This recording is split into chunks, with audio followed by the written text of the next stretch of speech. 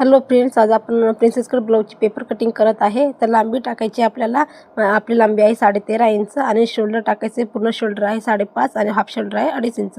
बगल घेर टाकायचे, बगल घेर पण 5.5च घ्यायचं आहे आणि छाती टाकायची, छाती आहे आपली 11 इंच। रेषा ओढून घ्यायची आहे आणि खालच्या साईडला बी जसं आहे तसं रेषा पूर्ण मारून घ्यायची आहे। आणि आता टाकायचं आहे आपल्याला समोरचा गळा।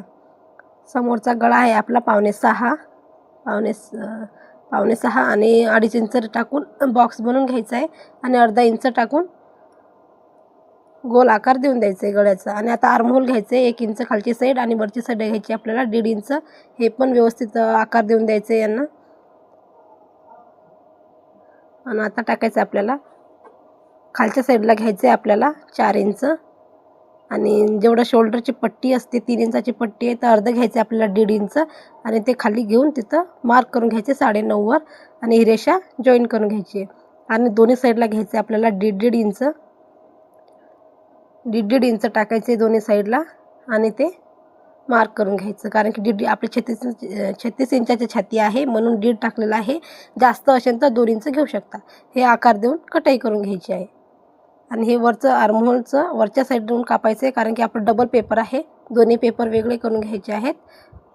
मागची साईड आणि समोरची साईड दोन्ही एकत्रच काढतो आपण, म्हणून हे समोरचं हे बगल घेरचं कापून टाकायचं आहे आणि जसं मार्क केलेलं आहे तसंच पेपर कटिंग करून घ्यायची आहे।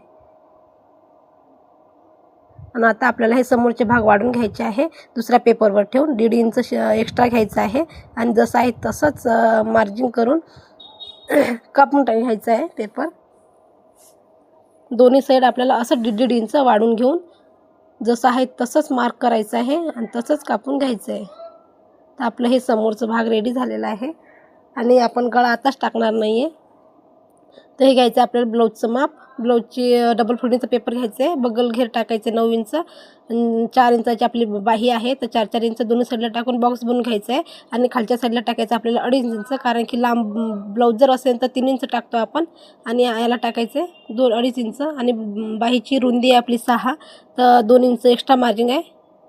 एक्स्ट्रा कपडा घेऊन आपल्याला तिथं 2 इंच टाकायचं आहे आणि व्यवस्थित आकार देऊन द्यायचे। खालच्या साईडचा आकार आणि आर्महोलचा आकार व्यवस्थित देऊन कापून घ्यायचं आहे। तर आपलं आता कटिंग संपत झालेली आहे, बाहीची कटिंग पण झालेली आहे आपली।